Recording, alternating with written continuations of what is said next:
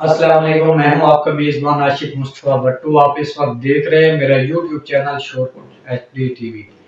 आज हमने चौधरी मुबशर वड़ाई साहब से बड़ा मुश्किल टाइम लिया है, क्योंकि कैंपेन के बस 2 दिन ही रह गए हैं और इनका ये कीमती टाइम है। आज इन्होंने ये टाइम दिया है, इनका मैं शुक्रगुजार हूँ। और आज तकरीबन 5-6 मिनट इनसे बात करते हैं, क्योंकि इनका कीमती टाइम है। तो अस्सलाम वालेकुम सर। सर, मेरा बेसिक इब्तदाई सवाल स्टार्ट करते हैं कि आपने इब्तदाई तालीम कहाँ से हासिल की? मेरा इब्तदाई जो है ना स्कूल हाई स्कूल बरियार वाला था, और उसके बाद मैं FC कॉलेज लाहौर में पढ़ा हूँ। तो मैंने पोलिटिकल साइंस में मास्टर्स किया है, बाद में मैंने LLB किया। 2013 से मैं बतौर एडवोकेट कोर्ट में प्रैक्टिस कर रहा रेगुलर। सियासत में आने का आपको शौक कैसे पैदा हुआ और कब पैदा हुआ? मैं ज़माना तालिब इल्मी में स्टूडेंट सियासत में था और MSF पंजाब का सदर था जब चौधरी परवेज़ साहब वज़ीर थे और जनाब परवेज़ मुशर्रफ की हुकूमत थी। तो मैं उनके साथ तलबा सियासत से फिर आगे 2008 में मुस्लिम लीग नून के टिकट पे इलेक्शन लड़ा MPA का अपने हमारे एरिया से, लेकिन उसके साथ एरिया तहसील जंग में बहुत ज़्यादा था, तो वहाँ पे ज़्यादा दखल नहीं था, आना जाना भी नहीं था।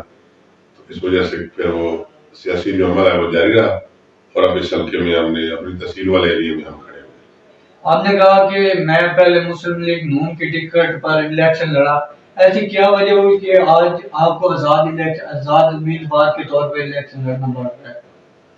मुस्लिम लीग नून के साथ हम थे और मुस्लिम लीग नून ने डेवलपमेंट तरक्की के हवाले से काफ़ी काम किए। तो हमारे एक तो उनके साथ खत्म नबूवत के इशू पे, जैसे हर एक मुसलमान को इख्तलाफ है, वो भी हमें इख्तलाफ हुआ। और उसके बाद जिन लोगों को उन्होंने मुंतखब किया, जिन लोगों को उन्होंने टिकट दिए, उनका जो लूट मार का एजेंडा था, जो कब्रिस्तानों पे कब्जे और औकाफ और सरकारी ज़मीनों पे कब्जे, कमीशन माफिया, नौकरियों के पैसे, इस वजह से हम मुस्लिम लीग नून से मतलब उनके फैसलों की वजह से पीछे हटे। बहुत से लोग सियासत को इबादत समझते हैं।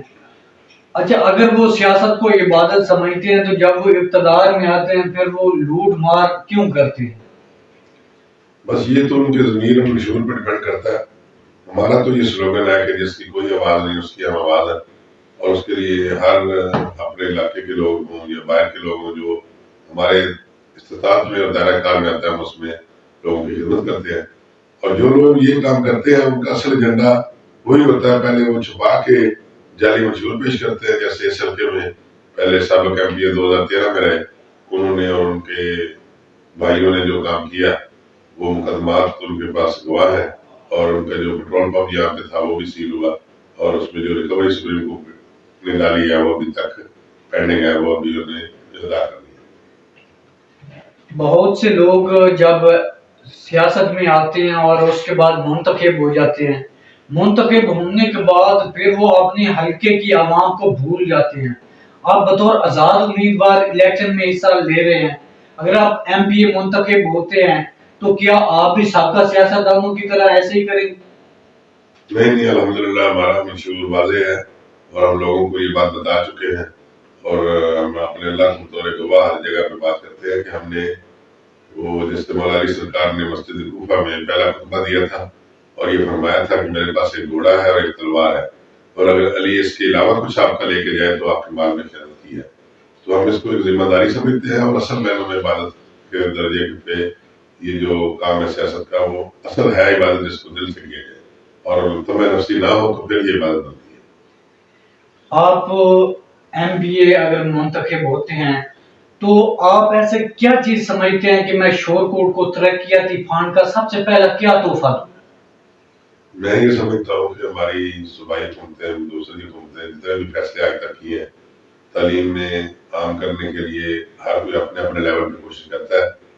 तो मेरी ये ख्वाहिश और ख्वाब है कि शोरकोट को क्लीन शोरकोट और ग्रीन शोरकोट बनाया जाए, और शोरकोट के जो तालीमी इदारे हैं, जो बेसिक हमारे प्राइमरी स्कूल है, मिडिल स्कूल, हाई स्कूल है, उनका लेवल इस लेवल पे बढ़ाया जाए कि किसी को चनाब कॉलेज में, किसी को दानिश स्कूल में, किसी को DPS में अपने बच्चे को दाखिल कराने की जरूरत न पड़े।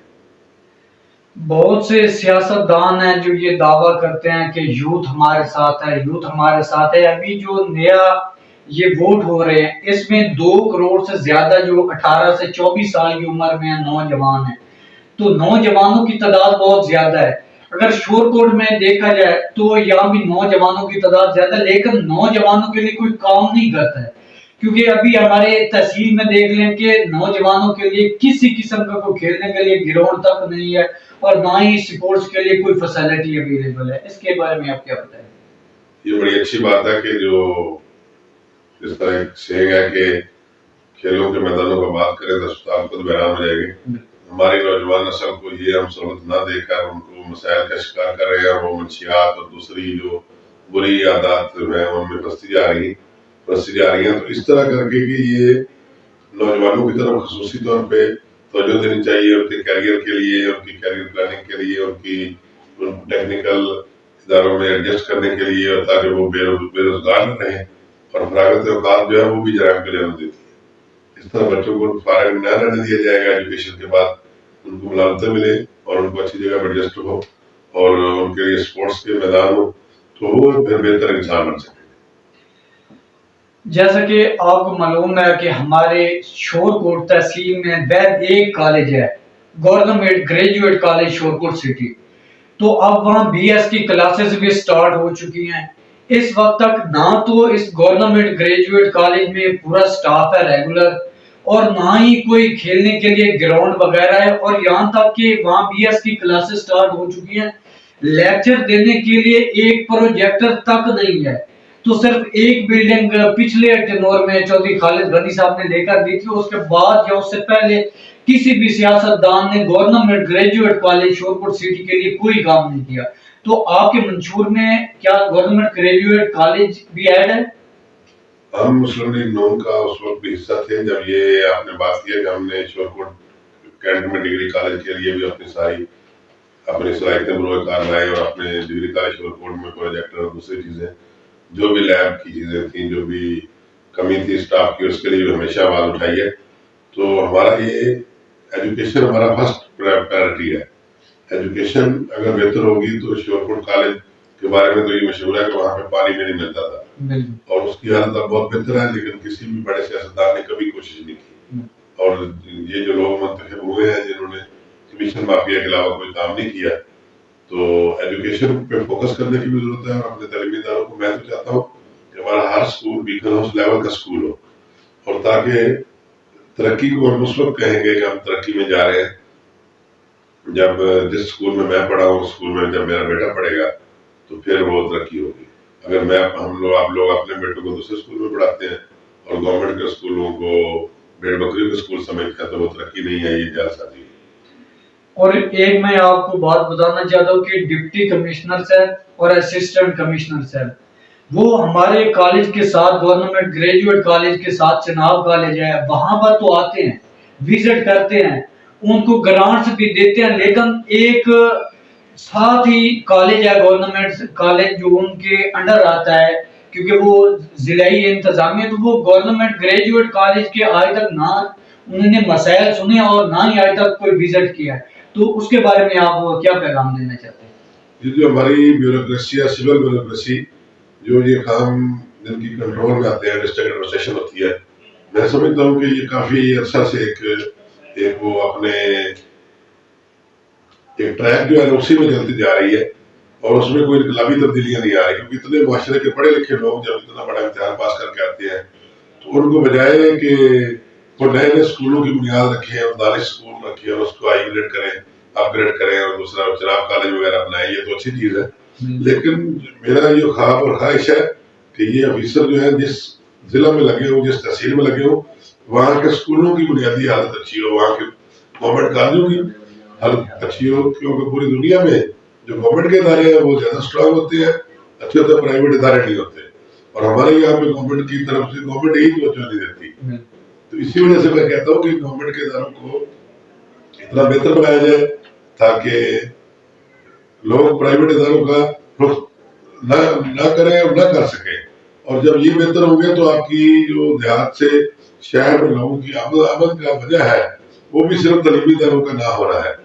اس طرح یہ جو ایجوکیشن ہے اس پہ فوکس کر کے اور اعلیٰ انتظامیہ کو چاہیے کہ وہ اپنے گورنمنٹ کے کالجوں اور اسکولوں کو حالت کو بہتر کرے اور ان کا ویکلی منتھلی جو ہے نا وہاں پیٹرول بھی رکھے اور ان کی جو سہولیات دی ہے وہ دیں تاکہ یہ دانش سکول بنانے کی بجائے وہی اسکول دانش سکول کر رہے ہیں. اس سے پہلے بھی پانی کا مسئلہ سر آپ نے بتایا کہ پہلے کالج میں پانی نہیں تھا تو طلبہ نے سٹرائک کی, اس کے بعد پھر سسٹم یہ پانی کا جو ہے وہ اس کا ارینجمنٹ کیا گیا, اس کے بعد جنہوں نے سٹرائک کی ان طلبہ کو بھی جو ہے کالج سے سٹرائک آف کیا گیا. آگے ہر سیاستدان کے مخالفین ہوتے ہیں, جب وہ الیکشن لڑتے ہیں اور کامیاب ہو جاتے ہیں اور پھر اقتدار میں آ کر آپ نے جو سیاسی مخالفین ہیں ان سے بدلہ لیتے ہیں. کیا آپ کا بھی کوئی ایسا ارادہ ہے یا آپ کے کوئی مخالفین ہیں؟ نہیں, ہمارا کوئی مخالف نہیں ہے. اللہ تعالیٰ بچائے حسد کرنے والوں سے. تو وہ پیر نصیر الدین پیر گوراڈا شریف والے فرماتے ہیں کہ وہ اللہ اس کو اور بلند مرتبہ دیتا ہے جس سے زیادہ حسد کرنے والے ہوں. تو مسئلہ یہ ہے کہ ہمارا مشن باقی لوگوں سے مختلف ہے کہ ہم تو معاشرے کے مجبور اور بے بس لوگوں کی آواز بنتے ہیں اور اس آواز کے لیے اپنی توانائی صرف کرتے ہیں. اور ہمیں اللہ تعالیٰ نے موقع دیا تو شور کوٹ کو ایک مثالی تصویر بنائیں گے. اور یہاں شور کوٹ کا پانی کا ایشو ہے, اس شور کوٹ کا نام ہی یہ ظاہر کرتا ہے کہ یہاں پہ جو شور تھا جہاں پہ جو سیم اور کلر کا ایشو تھا اس وجہ سے یہ پوری دنیا میں اس کا نام ہی ہوئی ہے. تو اس کو بہتر بنانے کی ضرورت ہے, اس کی بڑے پیمانے پہ پلاننگ کی ضرورت ہے تاکہ شور کوٹ میں پانی کا مسئلہ حل ہو اور وہ نیچرل بھی ہے اور ایمان انتظامی کی وجہ بھی. آخری سوال میرا یہ ہے کہ حال ہی میں سپریم کورٹ نے الیکشن کمیشن جو انہوں نے درخواست دائر کی تھی اور پی ٹی آئی سے انہوں نے بیٹ کا نشان واپس لیا اور اس کے بعد پی ٹی آئی کے جتنے بھی کینڈیڈیٹ ہیں وہ آزاد امیدوار ہو گئے. اب جو بھی الیکشن لڑیں گے ان کی جماعت تو اب رہی نہیں, کیونکہ جماعت وہ آلریڈی موجود ہے بٹ ان کے پاس سمبل نہیں رہا. سمبل نہ ہونے کی وجہ سے ان کی جو آزاد امیدوار ہیں وہ کسی بھی سیاسی جماعت میں مل سکتے ہیں. تو آپ بطور سیاستدان پی ٹی آئی کو کس طرح دیکھ رہے ہیں آگے مستقبل میں؟ کسی بھی جماعت کو کسی بھی ملک میں جو ہے نا وہ انتخابات میں سر نکاح ہونا چاہیے. میں سمجھتا ہوں کہ یہ الیکشن کمیشن کا فیصلہ ٹھیک نہیں ہے. تمام جو پارٹیاں رجسٹرڈ ہیں ان کو رائٹ ہونا چاہیے. اگر چھوٹی سی وجہ انٹرا پارٹی الیکشنز کو وجہ بنا کر یہ جو ظاہر نظر آتا ہے جو سوسائٹی میں وہ اس کو اچھا فیصلہ نہیں سمجھا گیا اور نہ ہی ایسا ہونا چاہیے تھا. سب کو میدان میں کھیلنا چاہیے تھا. اور وہ ایک جائے صاحب نے کہا تھا کرنے کا سب سے پہلے بات انہوں نے کہا تھا کہ سب میدان میں گھوڑے دوڑائیں, جس کا گھوڑا طاقتور ہوگا وہ جیت جائے. تو اس طرح ان کو میدان میں لڑنا چاہیے تھا, نہ کہ عدالتوں اور نہ کہ الیکشن کمیشن کے کندھے پہ رکھ کے لڑنا چاہیے. اس وجہ سے کہ یہ برا فیصلہ ہے اور اس کو تاریخ جو ہے نا وہ ثابت کرے گی کہ یہ غلط فیصلہ کیا گیا تھا, جس سے فیڈریشن کو بھی نقصان ہوگا اور جس سے ملک کے جو ادارے ہیں وہ ان میں آپس میں ان کے درمیان عوام کے درمیان اختلاف پیدا ہوا ہے, تو نہیں ہونا چاہیے. میرا مقصد یہ تھا کہ جتنے بھی یہ کینڈیڈیٹ الیکشن میں حصہ لے رہے ہیں میں اوور آل تمام کے جو انٹرویو کر رہا ہوں, وہ وجہ یہ ہے کہ ہمارے جو ادھر تحصیل شور کوٹ کے مسائل ہیں جب وہ اقتدار میں آتے ہیں منتخب ہو جاتے ہیں تو اس وقت وہ یہ جو دعوے کرتے ہیں یہ منشور پیش کرتے ہیں وہ سب کو بھول جاتے ہیں. تو انشاءاللہ آگے بھی مزید انٹرویوز بھی آپ کے سامنے آئیں گے. تو میرا جو مین مقصد فوکس تھا وہ ہمارے جو شور کوٹ کے مسائل ہیں اور خصوصاً جو ایڈریس میں نے کیا ہے گورنمنٹ گریجویٹ کالج شور کوٹ سٹی کو, کیونکہ پچھلے 40 سال سے گورنمنٹ گریجویٹ کالج اور اس شور کوٹ کی عوام کے لیے کچھ بھی نہیں کیا جا رہا. تو اگلی ویڈیو تک مجھے دیجیے اجازت. اللہ حافظ.